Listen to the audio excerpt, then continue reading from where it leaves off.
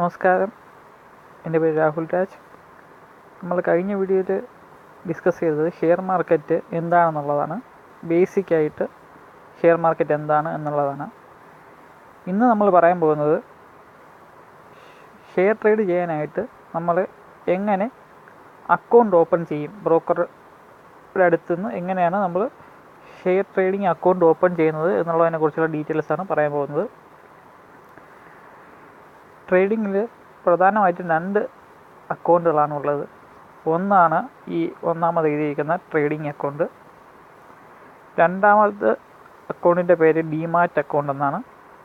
ആദ്യം നമുക്ക് ഇത് രണ്ടും എന്താണ് എന്ന് നോക്കാം. ട്രേഡിംഗ് അക്കൗണ്ട് എന്ന് പറയുമ്പോൾ നമ്മൾ ബ്രോക്കറുടെ അടുത്തുനിന്ന് ഡയറക്റ്റ് എടുക്കുന്നതാണ് ട്രേഡിംഗ് അക്കൗണ്ട്. ഡിമാറ്റ് അക്കൗണ്ടും ബ്രോക്കറുടെ അടുത്തുനിന്ന് തന്നെയാണ് നമ്മൾ എടുക്കുന്നത്. എന്നാലും ഡിമാറ്റ് അക്കൗണ്ട് സൂക്ഷിക്കുന്നതും കൈകാര്യം ചെയ്യുന്നതും CDSL, NSDL പോലത്തെയുള്ള അതർ പാർട്ടീസാണ്. ട്രേഡിംഗ് അക്കൗണ്ട് എന്നാൽ സൂക്ഷിക്കുന്നതും മെയിൻറ്റെയിൻ ചെയ്യുന്നതും നമ്മൾ എടുക്കുന്ന കമ്പനിയുടെ ബ്രോക്കറേജ് കമ്പനി ആയിരിക്കും മാനേജ് ചെയ്യുന്നത്. ട്രേഡിംഗ് അക്കൗണ്ട് വഴി നമ്മൾ ട്രേഡ് ചെയ്യാനും ഡിമാറ്റ് അക്കൗണ്ട് എന്തിനാണ് ഉപയോഗിക്കുന്നതെന്ന് വെച്ച് കഴിഞ്ഞാൽ, നമ്മൾ ശരിക്കും ഒരു ഷെയർ പർച്ചേസ് ചെയ്യുകയാണെന്നുണ്ടെങ്കിൽ അത് ഇലക്ട്രോണിക് ഫോമിൽ ഈ ഡിമാറ്റ് അക്കൗണ്ടിലാണ് സൂക്ഷിച്ച് വയ്ക്കുന്നത്. നമ്മളെ ബാങ്ക് അക്കൗണ്ട് പോലെ ഷെയറുകൾ സൂക്ഷിക്കാൻ ഉപയോഗിക്കുന്ന അക്കൗണ്ടാണ് ഡിമാറ്റ് അക്കൗണ്ട്. അത് ഈ ഡിമാറ്റ് ഫോമിൽ അവിടെ ഭദ്രമായി സൂക്ഷിക്കാറാണ് പതിവ്.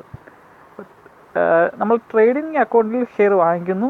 3 ദിവസം കഴിയുമ്പോഴത്തേക്കും അല്ലെങ്കിൽ 2 ദിവസം കഴിയുമ്പോഴത്തേക്കും ഈ വാങ്ങിച്ച ഷെയർ നമ്മൾ ശരിക്കും വാങ്ങിക്കുകയാണ് ചെയ്തിട്ടുണ്ടെങ്കിൽ, ട്രേഡ് ചെയ്യുകയല്ല ഇൻവെസ്റ്റ് ചെയ്യുകയാണ് ചെയ്തിട്ടുണ്ടെങ്കിൽ ഈ ഡിമാറ്റ് അക്കൗണ്ടിൽ 2 ദിവസം കഴിയുമ്പോഴത്തേക്ക് വരും. നമ്മൾ വിൽക്കുമ്പോഴും ഡിമാറ്റ് അക്കൗണ്ടിൽ നിന്നാണ് പോകുന്നത്. അപ്പോൾ നമ്മൾ ഡയറക്റ്റ് ഇതിനെ കൺട്രോൾ ചെയ്യുന്നില്ല. ഇത് ബാക്ക്ഗ്രൗണ്ടിലുണ്ട് എന്നുള്ളത് മാത്രമേ ഉള്ളൂ ഈ ഡിമാറ്റ് അക്കൗണ്ട്. ട്രേഡിംഗ് അക്കൗണ്ട് വഴി നമ്മൾ ട്രേഡിംഗ് മെയിനായിട്ട് ചെയ്യുന്നു, മെയിനായിട്ട് സോഫ്റ്റ്വെയർ വഴി. അതിൽ തന്നെ 3 തരം അക്കൗണ്ടുകൾ മെയിനായിട്ടുണ്ട് ട്രേഡിംഗ് അക്കൗണ്ടിൽ തന്നെ. ഒന്നാമത്തേതാണ് ഇക്വിറ്റി ട്രേഡിംഗ് അക്കൗണ്ട്, രണ്ടാമത്തത് കമ്മോഡിറ്റി ട്രേഡിംഗ് അക്കൗണ്ട്, മൂന്നാമത്തത് കറൻസി ട്രേഡിംഗ് അക്കൗണ്ട്. ഞാൻ അതിവിടെ എഴുതിയിട്ടില്ല. കറൻസിക്കും സെപ്പറേറ്റ് ട്രേഡിംഗ് അക്കൗണ്ട് ഉണ്ട്. സാധാരണ നമ്മൾ ബ്രോക്കറേജിൽ ഫോം ഫില്ല് ചെയ്ത് കൊടുക്കുമ്പോഴത്തേക്കും ഇക്വിറ്റിക്കൊരു ഫോം ഉണ്ടാവും, ഒരു സെപ്പറേറ്റ് ഫോം ഉണ്ടാവും, ഒരു ബുക്ക്ലെറ്റ് ആയിരിക്കും. കമ്മോഡിറ്റി ആൻഡ് കറൻസി ഒരുമിച്ച് വേറൊരു ബുക്ക്ലെറ്റിലായിരിക്കും നമ്മൾ ചെയ്യുന്നത്. ഡിമാറ്റ് അക്കൗണ്ട് ഈ ഇക്വിറ്റിയുടെ കൂടെ തന്നെ ഉള്ളതാണ്. അത് നമ്മൾ ഒരുമിച്ചാണ് എടുക്കുന്നത്. പിന്നെ നമ്മൾ ഫ്യൂച്ചർ ആൻഡ് ഓപ്ഷൻ വേണമെങ്കിലും ട്രേഡ് ചെയ്യാം. ഫ്യൂച്ചർ ആൻഡ് ഓപ്ഷൻ എന്താണെന്ന് ഞാൻ പറയാം. ഇക്വിറ്റി എന്ന് പറയുന്നത് നമ്മുടെ ഷെയർ അറിയാമല്ലോ, നമ്മൾ ഷെയർ വാങ്ങിക്കുകയും വിൽക്കുകയും ചെയ്യുന്നതിനാണ് ഇക്വിറ്റി ട്രേഡിംഗ് അക്കൗണ്ട് എന്ന് പറയുന്നത്. അപ്പോൾ നമുക്ക് ഷെയർ മാത്രം വാങ്ങിച്ചാൽ മതി എന്നുണ്ടെങ്കിൽ നമ്മൾ ഇക്വിറ്റി ട്രേഡിംഗ് അക്കൗണ്ട് എടുത്താൽ മതിയാവും. അതിൽ ഇക്വിറ്റി അക്കൗണ്ട്, അതിൽ ട്രേഡിംഗ് അക്കൗണ്ടും ഉണ്ടാവും, ഡിമാറ്റ് അക്കൗണ്ടും ഉണ്ടാവും. ഇക്വിറ്റി ട്രേഡിംഗ് അക്കൗണ്ടും ഇക്വിറ്റി ഡിമാറ്റ് അക്കൗണ്ടും. ഇനിയല്ല കമ്മോഡിറ്റി നമുക്ക് ട്രേഡ് ചെയ്യണമെന്നുണ്ടെങ്കിൽ, കമ്മോഡിറ്റി എന്ന് പറയുമ്പോൾ നമ്മുടെ ക്രൂഡ് ഓയിലാവാം, അലുമിനിയം, സിങ്ക്, മഗ്നീഷ്യം, അതുപോലത്തെ മെറ്റൽസ്, സോയാബീൻ, അങ്ങനത്തെ സാധനങ്ങൾ അതെല്ലാമാണ് കമ്മോഡിറ്റീസ് എന്ന് പറയുന്നത്. ഇതും നമ്മൾ ട്രേഡ് ചെയ്യാൻ പറ്റും. ഇതിന് വേണ്ടി സെപ്പറേറ്റ് എക്സ്ചേഞ്ച് ഉണ്ട്. MCX എന്നൊക്കെ പറയുന്ന ഒരു സെപ്പറേറ്റ് എക്സ്ചേഞ്ച് ഉണ്ട്. BSE NSE അല്ല. BSE NSE ഷെയറുകൾ മാത്രമാണ് വാങ്ങിക്കുകയും വിൽക്കുകയും ചെയ്യുന്നത്. എന്നാലും ഇതെല്ലാ സർവീസും എല്ലാ ബ്രോക്കർമാരും പ്രൊവൈഡ് ചെയ്യുന്നുണ്ട്. അപ്പോൾ നമുക്ക് 2 ബ്രോക്കറെ അടുത്ത് സമീപിക്കേണ്ട കാര്യമില്ല. ഒരു ബ്രോക്കർ തന്നെ ഇതെല്ലാം ചെയ്തു തരുന്നതാണ്. നമ്മൾ അക്കൗണ്ട് എടുക്കാൻ നേരത്ത് നമുക്ക് കമ്മോഡിറ്റി ട്രേഡിങ്ങും കൂടി എടുക്കണം എന്ന് പറഞ്ഞാൽ മതിയാവും. ഫ്യൂച്ചർ ആൻഡ് ഓപ്ഷൻ കുറച്ച് വ്യത്യാസമാണ്. ഫ്യൂച്ചർ ആൻഡ് ഓപ്ഷൻ എന്ന് പറയുമ്പം ഈ കമ്മോഡിറ്റിയിൽ ട്രേഡ് ചെയ്യുന്നതും ഈ ഫ്യൂച്ചർ ആൻഡ് ഓപ്ഷനിലാണ് നമ്മൾ കമ്മോഡിറ്റി ട്രേഡ് ചെയ്യുന്നത്. കമ്മോഡിറ്റിയും കറൻസി എന്ന് പറഞ്ഞാൽ അറിയാമല്ലോ, നമ്മൾ $, ഇന്ത്യൻ റുപ്പീസ്, അതിൻ്റെ ചേഞ്ചസ് ഒക്കെ നമ്മൾ ട്രേഡ് ചെയ്യുന്നത്. $, ജപ്പാനീസ് യെൻ ഉണ്ട്, അങ്ങനെ 3-4 കറൻസീസ് ഉണ്ട്. അത് നമുക്ക് ട്രേഡ് ചെയ്യാൻ പറ്റും. നമ്മുടെ ടോപ്പിക് അതല്ലാത്തതുകൊണ്ട് ഷെയർ ട്രേഡിങ്, ഇൻട്രാഡേ ട്രേഡിംഗ് ആണ് എൻ്റെ മെയിൻ ടോപ്പിക് ആയതുകൊണ്ട് ഞാനത് സ്കിപ്പ് ചെയ്ത് പോവുകയാണ്. നിങ്ങൾക്ക് അതിനെക്കുറിച്ച് കൂടുതൽ അറിയണമെന്നുണ്ടെങ്കിൽ ഞാൻ ഈ വീഡിയോ ചെയ്യാം. നിങ്ങൾക്ക് താല്പര്യമുണ്ടെങ്കിൽ നിങ്ങൾ കമൻറ്റ് ചെയ്താൽ മതി. താല്പര്യമുണ്ടെന്നുണ്ടെങ്കിൽ ഞാൻ വീഡിയോ ചെയ്യുന്നതായിരിക്കും. ഫ്യൂച്ചർ ആൻഡ് ഓപ്ഷന് നമുക്ക് വലിയ ഇമ്പോർട്ടൻസ് ഇല്ല. കാരണം ഫ്യൂച്ചർ ആൻഡ് ഓപ്ഷനേക്കാളും നമ്മൾ ക്യാഷിലാണ് ഇൻട്രാഡേ ട്രേഡ് ചെയ്യാൻ പോകുന്നത്. ഫ്യൂച്ചർ ആൻഡ് ഓപ്ഷനിൽ വേറെയും കുറച്ച് പ്രോബ്ലംസ് ഉണ്ട്, അതുകൊണ്ടാണ് ഞാനത് വരുന്ന വീഡിയോയിൽ പറയുന്നതായിരിക്കും. ഫ്യൂച്ചർ ആൻഡ് ഓപ്ഷനിൽ പ്രോബ്ലംസ് എന്തൊക്കെയാണെന്നുള്ളത്. ക്യാഷാണ് നമ്മുടെ ഏറ്റവും സേഫായിട്ടുള്ള സാധനം. ഫ്യൂച്ചർ ആൻഡ് ഓപ്ഷൻ വലിയ എമൗണ്ടിൽ മാത്രമേ ട്രേഡ് ചെയ്യാൻ പറ്റൂ. ഓപ്ഷൻ ബൈ ചെയ്യുന്നതിന് പ്രശ്നമില്ല, പക്ഷേ വലിയ എമൗണ്ട് മാത്രമേ ട്രേഡ് ചെയ്യാൻ പറ്റൂ. ഞാനത് പിന്നീട് അതിനെക്കുറിച്ച് കൂടുതൽ പറയാം. ഇതായാലും നമ്മൾ ട്രേഡിംഗ് അക്കൗണ്ട് എടുക്കുമ്പം ഇതെല്ലാം കൂടി ഒരുമിച്ച് എടുക്കുന്നതായിരിക്കും നല്ലത്. കാരണം അല്ലെങ്കിൽ നമുക്ക് പിന്നീട് ബ്രോക്കറെ രണ്ടാമത് സമീപിക്കേണ്ടി വരും. ഇതിലേതെങ്കിലുമൊക്കെ അഡീഷണൽ വേണം എന്ന് തോന്നുകയാണെന്നുണ്ടെങ്കിൽ. അപ്പോൾ നമ്മൾ എടുക്കുമ്പോഴത്തേക്കും ഈ commodity trading account, future and option trading account ഇതിന് ചിലപ്പോൾ സെപ്പറേറ്റ് ഒരു എമൗണ്ട് ആവാൻ ചാൻസ് ഉണ്ട്. ചിലപ്പോൾ ഫ്രീ ആയിരിക്കും, ചിലപ്പോൾ ചില ബ്രോക്കർ ടു ബ്രോക്കർ വ്യത്യാസപ്പെടും. പല ബ്രോക്കേഴ്സും ഇത് ഒരു 230, 250, 300 രൂപ എക്സ്ട്രാ ചിലപ്പോൾ കമ്മോഡിറ്റി ട്രേഡിങ്ങിനും ഫ്യൂച്ചർ ട്രേഡിങ്ങിനും ഫ്യൂച്ചർ ആൻഡ് ഓപ്ഷൻ ട്രേഡിങ്ങിനും അധികം വാങ്ങിക്കാൻ ചാൻസ് ഉണ്ട്. ഡിമാറ്റ് അക്കൗണ്ടിന് അവർ പറയുന്നത് ചാർജ് ഉണ്ടെന്നാണ്. പക്ഷേ ഞാൻ എടുത്തിട്ടുള്ള സെറോദയിൽ ഞാനിവിടെ ട്രിവാൻഡ്രത്ത് ഞാൻ സെറോദയിൽ നിന്ന് എടുത്തിട്ടപ്പോൾ എൻ്റെ അടുത്ത് അവർ ചാർജൊന്നും വാങ്ങിച്ചിട്ടില്ല. എനിക്ക് ഫ്രീ ആയിട്ടാണ് അക്കൗണ്ട് ഓപ്പൺ ചെയ്ത് തന്നത്. എൻ്റെ കുറച്ച് ഫ്രണ്ട്സും എടുത്തിട്ടുണ്ടായിരുന്നു. അവർക്ക് എല്ലാവരും ഫ്രീ ആയിട്ടാണ് അക്കൗണ്ട് ഓപ്പൺ ചെയ്ത് കൊടുത്തത്, ചാർജൊന്നും കൊടുത്തിട്ടില്ല. അതുകൊണ്ട് എനിക്ക് തോന്നുന്നു ഡിപ്പെൻഡ് ചെയ്യും. പക്ഷേ അവർ വെബ്സൈറ്റിൽ ഇട്ടിരിക്കുന്നത് ചാർജ് ആവും എന്നാണ്. 500 300 എനിക്ക് നല്ല ഓർമ്മയില്ല കൃത്യമായിട്ട്. ചാർജ് ആവും എന്നാണ്. നമ്മൾ ഓൺലൈനായിട്ട് അക്കൗണ്ട് എടുക്കുകയാണെന്നുണ്ടെങ്കിൽ ഈ ചാർജ് നമുക്ക് പേ ചെയ്യേണ്ടി വരും. പക്ഷേ നമ്മുടെ ഏരിയയിൽ ഏതെങ്കിലും അവരുടെ ഏജൻറ്റോ, മെയിനായിട്ട് ഏജൻറ്റോ അവിടെ ഡയറക്റ്റ് ഓഫീസോ ഉണ്ടെന്നുണ്ടെങ്കിൽ നമുക്ക് അവിടെ പോയി കഴിഞ്ഞാൽ ചാർജ് ഇല്ലാതെ അക്കൗണ്ട് ഓപ്പൺ ചെയ്യാം എന്നാണ് എനിക്ക് തോന്നുന്നത്. എനിക്കങ്ങനെയാണ്. എല്ലാ ഏരിയയിലും അങ്ങനെയാണെന്നുള്ള കാര്യം എനിക്ക് ഡൗട്ടുണ്ട്. പിന്നെ അക്കൗണ്ട് ഓപ്പണിങ് നമ്മൾ 2 തരത്തിലെടുക്കാം. ഒന്നുകിൽ അവരുടെ ഓഫീസിൽ പോവുകയോ ഏജൻറ്റ് വഴിയോ എടുക്കാം. അങ്ങനത്തെ കേസിലാണെങ്കിൽ നമ്മൾ ആവശ്യത്തിനുള്ള ഡോക്യുമെൻറ്റ്സ് മാത്രം കൊടുത്ത് സൈൻ ചെയ്ത് കൊടുത്താൽ മതിയാവും. അവർ തന്നെ എല്ലാം ഫില്ലൊക്കെ ചെയ്തോളും. അതായിരിക്കും കുറച്ചുകൂടി എളുപ്പവും. നമ്മൾ ചെയ്ത് ചിലപ്പോൾ തെറ്റ് വരുത്താനൊക്കെ സാധ്യതയുണ്ട്. ഒരുപാട് കൂടുതൽ ഫില്ല് ചെയ്യാനും ഉണ്ടാവും. അപ്പോൾ അവരാകുമ്പോൾ അത് കൃത്യമായി ചെയ്തോളും. ഇനി അല്ല, നിങ്ങളടുത്ത് ഇങ്ങനെ ഏജൻറ്റൊന്നും ഇല്ല എന്നുണ്ടെങ്കിൽ, അല്ലെങ്കിൽ അവർക്ക് ഡയറക്റ്റ് ഓഫീസൊന്നും ഇല്ല എന്ന് തോന്നുകയാണെങ്കിൽ, എല്ലാ സ്ഥലങ്ങളിലും എല്ലാ ഏരിയയിലും ഏതെങ്കിലുമൊക്കെ ബ്രോക്കർ എന്തായാലും ഉണ്ട്, ഉറപ്പേനുണ്ട്. പിന്നെ നമ്മൾ ഉദ്ദേശിക്കുന്ന ബ്രോക്കറേജ് കമ്പനി തന്നെ ചിലപ്പോൾ എടുക്കാൻ പറ്റണം എന്ന് നിർബന്ധമില്ല. ഞാനിപ്പോൾ സെറോദയുടെ പറയുകയാണെന്നുണ്ടെങ്കിൽ സെറോദയ്ക്ക് എല്ലായിടത്തും ഉണ്ട് എന്നാണ് എനിക്ക് തോന്നുന്നത്. അവരുടെ വെബ്സൈറ്റിൽ കയറി കഴിഞ്ഞാൽ നമുക്ക് എവിടെയൊക്കെയാണ് ഓഫീസുള്ളത് അവരുടെ കോൺടാക്ട് നമ്പരും ഫോൺ നമ്പറൊക്കെ കിട്ടും. വിളിച്ച് സംസാരിച്ച് കഴിഞ്ഞാൽ അവർ നമ്മളടുത്ത് ഒന്നാണെങ്കിൽ അവർ സാധനങ്ങൾ ഒന്ന് കളക്ട് ചെയ്തുകൊണ്ട് പൊയ്ക്കോളും. നമ്മുടെ കേരളത്തിൽ ഒരു ഓഫീസ് അവർക്കുണ്ട്, ഡയറക്റ്റ് ഓഫീസുണ്ട്, കൊച്ചിയിലാണത്. നമ്മളെ വിളിക്കുകയൊക്കെ ചെയ്യുന്നത് കൊച്ചിയിൽ നിന്നായിരിക്കും മിക്കവാറൊക്കെ വിളിക്കുന്നത്. നമ്മളെ വെരിഫിക്കേഷനൊക്കെ ചിലപ്പോൾ വിളിക്കും. അതായത് നമ്മൾ അപ്ലൈ ചെയ്യുന്ന സമയത്ത് നമ്മളെക്കുറിച്ച് അറിയാൻ, നമ്മളുള്ള ആൾ ഒറിജിനലാണ് എന്നൊക്കെ അറിയാനായിട്ട് ജസ്റ്റ് ഒന്ന് വിളിക്കുക, അത്രയുള്ളൂ.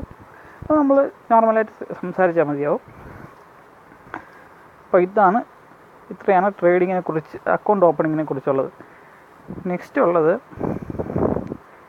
എന്തെല്ലാം ഡോക്യുമെൻറ്റ്സാണ് അക്കൗണ്ട് ഓപ്പണിങ്ങിന് നമുക്ക് വേണ്ടത് എന്നുള്ളതാണ്. ഇമ്പോർട്ടൻ്റ് ആയിട്ടുള്ള ഡോക്യുമെൻറ്റ്സ്.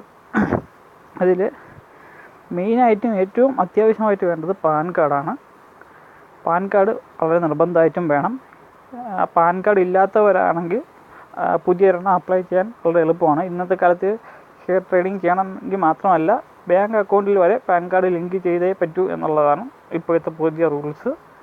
ട്രാൻസാക്ഷനൊക്കെ സ്മൂത്തായിട്ട് നടക്കണമെന്നുണ്ടെങ്കിൽ ഇപ്പം പാൻ കാർഡ് എടുക്കുന്നത് ഇന്നത്തെ കാലത്ത് വളരെ ഇമ്പോർട്ടൻ്റാണ്.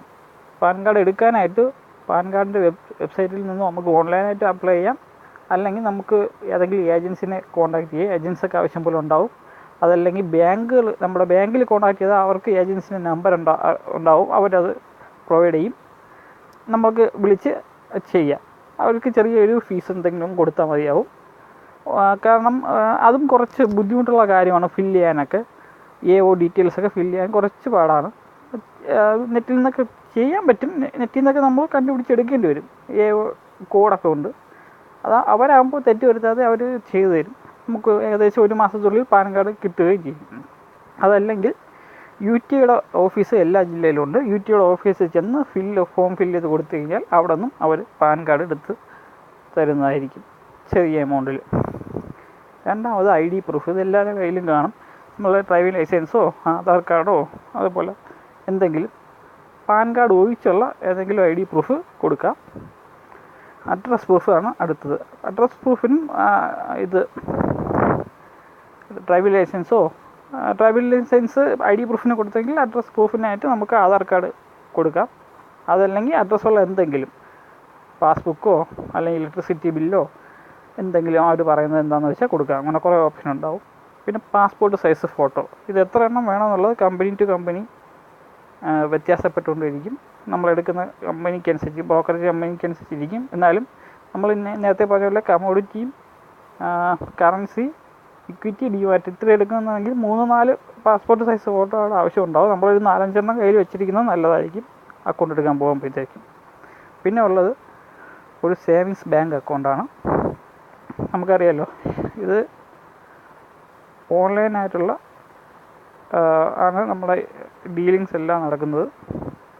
അതുകൊണ്ട് ഒരു സേവിങ്സ് ബാങ്ക് അക്കൗണ്ട് ഉള്ളത് വളരെ നല്ലതാണ്. നല്ലതെന്നല്ല, വളരെ നിർബന്ധമാണ്. കാരണം നമ്മളെ ഇടപാടുകളെല്ലാം നടക്കുന്നത് സേവിങ്സ് ബാങ്ക് അക്കൗണ്ട് വഴിയാണ്. പിന്നെ നമുക്ക് ചെക്ക് വഴിയൊക്കെ ചെയ്യാം, പക്ഷേ അത് ഒരുപാട് ലേറ്റാവും, ഒരുപാട് സമയം എടുക്കും. ചെക്ക് ഇവിടെ നമ്മൾ അയച്ച് അവിടെ പോയി ബ്രോക്കർ ഓഫീസിൽ പോയി അതൊരു പ്രോസസ്സ് ചെയ്തൊക്കെ വരുമ്പോൾ ഒരുപാട് ടൈം എടുക്കും. ഇപ്പോൾ ഓൺലൈൻ ഒരു ഇൻ്റർനെറ്റ് ബാങ്കിങ് ആക്റ്റീവാക്കിയ ഒരു സേവിങ്സ് ബാങ്ക് അക്കൗണ്ടാണ് എടുക്കേണ്ടത് അത്യാവശ്യമാണ്. അത് നല്ല സാമാന്യം കൊള്ളാമെന്നുള്ളൊരു ബാങ്ക് എടുക്കുന്നതാണ് നല്ലത്. എനിക്ക് SBIയിലാണുള്ളത്. അതിൽ ഇഷ്യൂ ഒന്നുമില്ല. അത് നന്നായി വർക്ക് ചെയ്ത് പോകുന്നുണ്ട്. നിങ്ങൾക്കും വേണമെങ്കിൽ SBIയിൽ എടുക്കാവുന്നതാണ്. എനിക്കൊരു ബാങ്ക് ഓഫ് ബറോഡയിൽ ഒരു അക്കൗണ്ട് ഉണ്ടായിരുന്നു. അത് പക്ഷേ എനിക്ക് അത്ര ഇതായിട്ട് തോന്നിയിട്ടില്ല. കാരണം വളരെ ബുദ്ധിമുട്ടാണ് ബാങ്ക് ഓഫ് ബറോഡയുടെ അക്കൗണ്ടിനകത്ത് കയറാനായിട്ട്. ഇൻ്റർനെറ്റ് ബാങ്കിങ് യൂസ് ചെയ്യാൻ ഭയങ്കര സെക്യൂരിറ്റി ആയിട്ടാണ് അവർ ചെയ്തിരിക്കുന്നത്. വളരെ ബുദ്ധിമുട്ടാണ്. അതുകൊണ്ട് ഒരുപാട് കോംപ്ലിക്കേറ്റ് ആക്കേണ്ട കാര്യമില്ല. നമുക്ക് ഈസി ആയിട്ട് തോന്നുന്ന, അല്ലെങ്കിൽ പലർക്കും കാണും ബാങ്ക് അക്കൗണ്ടും ഓൺലൈൻ ബാങ്കിങ് എല്ലാം ഉണ്ടാവും. പക്ഷേ ചിലർക്കൊക്കെ ഒന്നും ഉണ്ടാവില്ല. അവർക്ക് വേണ്ടിയാണ് പറയുന്നത്. അടുത്തത്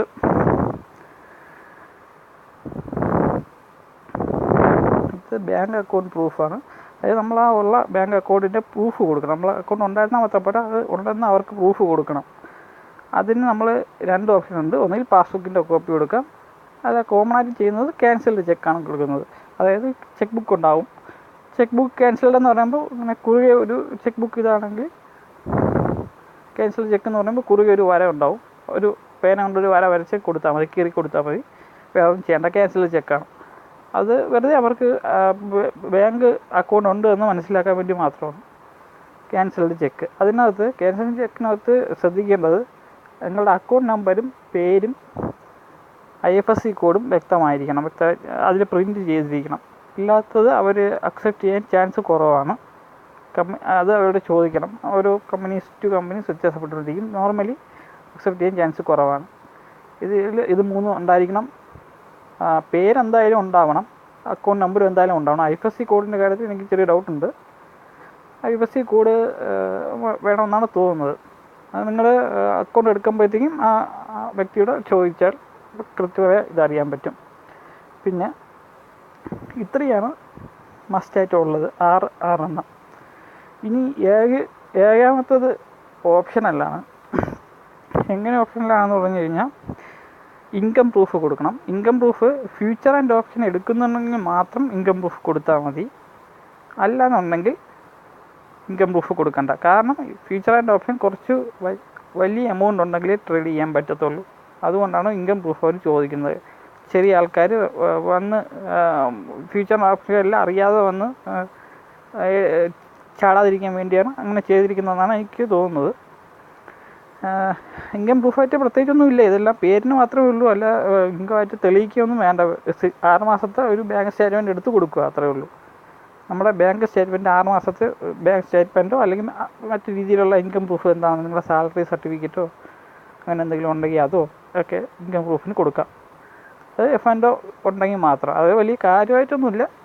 ഞാൻ എടുത്തപ്പോഴത്തേക്കൊക്കെ അവർ ജസ്റ്റ് ഒന്ന് നോക്ക്, ഫോർമാലിറ്റി അത്രയേ ഉള്ളൂ. വലിയ ഇപ്പോൾ എൻ്റെ ഇൻകം ഇല്ല, അല്ലെങ്കിൽ എൻ്റെ ബാങ്ക് അക്കൗണ്ട് ഡെഡാണ്, അല്ലെങ്കിൽ അതിൽ ട്രാൻസാക്ഷൻ നടക്കുന്നില്ല, അതിനകത്ത് പൈസ അധികം ഇല്ല എന്നൊന്നും പേടിക്കേണ്ട, വെറുതെ എടുത്ത് കൊടുത്താലും മതിയാവും. പിന്നെ ഇമ്പോർട്ടൻ്റ് ആയിട്ടുള്ളത് ഇമെയിൽ ഐ ഡിയും ഫോൺ നമ്പറുമാണ്. അത് ഇമ്പോർട്ടൻ്റ് ആണ്. ഇമെയിൽ ഐ ഡി നമുക്ക് ഇമെയിൽ ഐ ഡിയിലായിരിക്കും നമ്മുടെ യൂസർ നെയിമും പാസ്വേഡൊക്കെ വരുന്നത്. ഡിസ്കൗണ്ട് ബ്രോക്കർ ആണെങ്കിൽ, അല്ലെങ്കിൽ ഫുൾ സർവീസ് ബ്രോക്കറിലാണ് നിങ്ങൾ അക്കൗണ്ട് എടുക്കുകയാണെന്നുണ്ടെങ്കിൽ എങ്ങനെയാണെന്ന് എനിക്കറിയില്ല, ഞാൻ കാരണം അക്കൗണ്ട് എടുത്തിട്ടില്ല. ചിലപ്പോൾ വീട്ടിൽ ലെറ്ററൊക്കെ വന്നിരിക്കും, കാരണം കുറച്ചുകൂടെ വലിയ സർവീസ് ആയിരിക്കും അവരുടേത്. പിന്നെ ഒരു ഫോൺ നമ്പർ, അതും മസ്റ്റായിട്ടും വേണം, കമ്മ്യൂണിക്കേഷനും മറ്റുമൊക്കെ ആയിട്ടാണ്. ഇത്രയും കാര്യങ്ങളാണ് വേണ്ടത് ഡോക്യുമെൻ്റ്സ് ആയിട്ട് നമ്മൾ ഷെയർ ട്രേഡിംഗ് അക്കൗണ്ട് എടുക്കാനായിട്ട്. പിന്നീടുള്ളത് നമ്മൾ എവിടെ അക്കൗണ്ട് എടുക്കണം എന്നുള്ളതാണ്. എവിടെ അക്കൗണ്ട് എടുക്കണം എന്നുള്ള ചോദ്യത്തിന് ഒരു സിമ്പിൾ ഉത്തരമില്ല. പക്ഷേ ഞാൻ ഇവിടെ പറയുന്നത് ഇൻട്രാഡേ ട്രേഡിംഗ് ആയതുകൊണ്ടും ഏറ്റവും നല്ലത് നമ്മൾ സ്വയം ചെയ്യുന്ന ആൾക്കാരായതുകൊണ്ടും മറ്റുള്ളവരുടെ ഇൻട്രാഡേ ട്രേഡിംഗ് മറ്റുള്ളവരുടെ അഡ്വൈസിൽ നിൽക്കുന്നത് മണ്ടത്തരമാണ്. കാരണം ഇൻട്രാഡേ ട്രേഡിംഗ് വളരെ പെട്ടെന്ന് ചെയ്യേണ്ട കാര്യമാണ്. അഡ്വൈസൊക്കെ ചെയ്ത് നമ്മളെ കയ്യിൽ എത്തുമ്പോഴത്തേക്ക് അത് ഓൾറെഡി ലേറ്റ് ആയിട്ടുണ്ടാവും. അതുകൊണ്ട് ഇൻട്രാഡേ ട്രേഡിംഗ് എപ്പോഴും സ്വന്തമായിട്ട് ചെയ്യാൻ തന്നെ ശ്രമിക്കുക, അതിൻ്റെ ഗുണം നിങ്ങൾക്ക് ഉണ്ടായിരിക്കും. അതുകൊണ്ട് തന്നെ നമ്മൾ എക്സ്ട്രാ ക്യാഷ് കൊടുത്ത് ഡിസ്കൗണ്ട് ബ്രോക്കർ എടുത്താൽ മതിയാവും. എക്സ്ട്രാ ക്യാഷ് കൊടുത്ത് ഫുൾ സർവീസ് ബ്രോക്കർ എടുക്കേണ്ട ആവശ്യമില്ല. കാരണം അത് നമ്മൾ കൊടുക്കുന്ന എക്സ്ട്രാ കമ്മീഷൻ ഒരു വലിയ കമ്മീഷനാണ് അത് കൊടുക്കേണ്ടി വരുന്നത്. ആ കമ്മീഷൻ നമ്മുടെ പ്രോഫിറ്റിൽ നിന്നാണ് കട്ടാവുന്നത്, മനസ്സിലായില്ലേ? അപ്പോൾ നമുക്ക് ചെറിയ പ്രോഫിറ്റ് ആണ് വന്ന് നിൽക്കുന്നത് എന്ന് വിചാരിച്ചിട്ട് നമ്മൾ ഈ കമ്മീഷൻ കൊടുക്കുന്ന കഴിയുമ്പോൾ നമുക്ക് ലോസിലേക്ക് പോയിരിക്കും നമ്മൾ. അപ്പോൾ അത് വളരെ ഇമ്പോർട്ടൻ്റ് കാര്യമാണ്. ഞാൻ ഡിസ്കൗണ്ട് ബ്രോക്കർ എടുക്കാൻ തന്നെ പ്രോത്സാഹിപ്പിക്കുന്നതിന് കാരണം അതാണ്. ഡിസ്കൗണ്ട് ബ്രോക്കർ ഇപ്പോൾ മുമ്പത്തെ പോലെയല്ല, ഇന്ത്യയിൽ ഡിസ്കൗണ്ട് ബ്രോക്കറും ഫുൾ സർവീസ് ബ്രോക്കറും കിടപിടിക്കുന്ന രീതിയിലുള്ള ക്വാളിറ്റിയിലുള്ള കമ്പനികൾ ഇപ്പോൾ ഉണ്ട്, ഡിസ്കൗണ്ട് ബ്രോക്കറുണ്ട്. അതിലൊന്നാമത് ഈ സെറോദ തന്നെയാണ്. സെറോദ എനിക്കിതിൽ അക്കൗണ്ടുണ്ട്. രണ്ടാമത് അപ്സ്റ്റോക്സ് എന്ന് പറഞ്ഞതുണ്ട്, ഇതിലും എനിക്ക് അക്കൗണ്ടുണ്ട്. അപ്സ്റ്റോക്സും സെറോദയും ഇവർ രണ്ടാണ് ടോപ്പ് 2-ലുള്ള. പിന്നെ ഒരുപാട് കമ്പനീസ് ഉണ്ട്. ടോപ്പ് 2-ൽ ഏറ്റവും കൂടുതൽ ക്ലയൻസ് ഉള്ളതും ഒക്കെ സെറോദയ്ക്കും അപ്സ്റ്റോക്സിനുമാണ്. ലക്ഷക്കണക്കിന് ക്ലയൻസ് ഉണ്ട് അവർക്ക്. അവരുടെ സർവീസും കൊള്ളാം, അവർ ഇന്നോവേറ്റീവാണ്, പ്ലാറ്റ്ഫോം ഇന്നോവേറ്റീവാണ്, നല്ല പ്ലാറ്റ്ഫോമാണ്. ട്രേഡിംഗ് സോഫ്റ്റ്വെയറൊക്കെ വളരെ കൊള്ളാമെന്നുള്ളതാണ്. ചെറിയ ചെറിയ പ്രശ്നങ്ങളൊക്കെ ഉണ്ട്, രണ്ടിനും ഉണ്ട്, എങ്കിലും നമുക്ക് അവോയ്ഡ് ചെയ്യാവുന്നതാണ്. നമ്മൾ ചെറിയ പ്രശ്നത്തിൻ്റെ പേരിൽ നമ്മൾ ഫുൾ സർവീസ് ബ്രോക്കർ എടുക്കുന്നത് മണ്ടത്തരമായിരിക്കും. നമ്മൾ അഡ്വൈസിനൊന്നും ആവശ്യമില്ല എന്നുണ്ടെങ്കിൽ ഫുൾ ഇൻട്രാഡേ ട്രേഡിംഗ് ആണ് നമ്മൾ ഉദ്ദേശിക്കുന്നത്, നമ്മൾ ചെറിയ എമൗണ്ടായിട്ട് ഇൻവെസ്റ്റ് ചെയ്യാൻ ഉദ്ദേശിക്കുന്നുണ്ടെങ്കിൽ നമുക്കിതിൻ്റെ ആവശ്യമേ ഉള്ളൂ. ഞാൻ പഠിപ്പിക്കുന്നതും അല്ലെങ്കിൽ ഷെയർ ചെയ്യാൻ ഉദ്ദേശിക്കുന്നതും ഇത് വെച്ചിട്ടുള്ളതാണ്. ഞാൻ സാധാരണ ട്യൂട്ടോറിയലൊക്കെ ചെയ്യുന്നതൊക്കെ സെറോദയുടെ പ്ലാറ്റ്ഫോമിലാവാനാണ് ചാൻസ് കൂടുതൽ. അപ്പോഴത്തെ ഇതുപോലെ, കാരണം അതാണ് കുറേ കൂടെ സിമ്പിൾ, ഈസി ആയിട്ട് മനസ്സിലാക്കാനും എളുപ്പം. അപ്സ്റ്റോക്സ് കുറച്ച് സ്ലോ ആണ്, വലിയ ആപ്ലിക്കേഷനാണ്.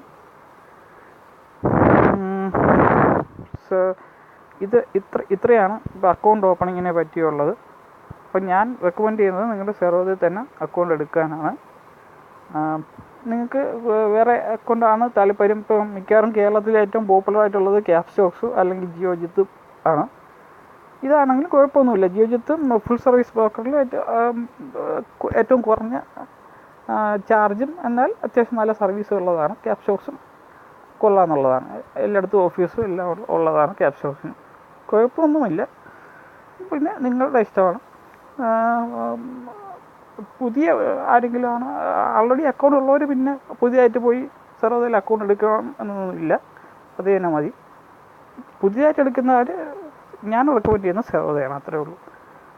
അപ്സ്റ്റോക്സിൽ എനിക്ക് കുറച്ച് കൂടുതൽ പ്രോബ്ലംസ് വന്നിട്ടുണ്ട്, സെറോദയിൽ അത്ര വലിയ കുഴപ്പമില്ല, അതുകൊണ്ടാണ് സെറോദ ഞാൻ റെക്കമെൻഡ് ചെയ്യുന്നത്. അപ്പോൾ കൂടുതൽ വീഡിയോസ് ഞാൻ അടുത്ത വീഡിയോയിൽ ഞാൻ അപ്ലോഡ് ചെയ്യുന്നതാണ്. അപ്പോൾ ഇത് ആദ്യം കിട്ടാൻ വേണ്ടി ചാനൽ സബ്സ്ക്രൈബ് ചെയ്യണം, ബെല്ലൈക്കൺ പ്രസ് ചെയ്താൽ നിങ്ങൾക്ക് ഫസ്റ്റ് അതിൻ്റെ നോട്ടിഫിക്കേഷൻ വരും ഞാൻ വീഡിയോ അപ്ലോഡ് ചെയ്യുമ്പോഴത്തേക്കും. അപ്പോൾ പുതിയ പുതിയ വീഡിയോസ് നിങ്ങൾക്ക് പെട്ടെന്ന് അറിയാൻ പറ്റും. അതുകൊണ്ട് ചാനൽ സബ്സ്ക്രൈബ് ചെയ്യുക, കൂടുതൽ വീഡിയോസിനായി കാത്തിരിക്കുക. ബൈ.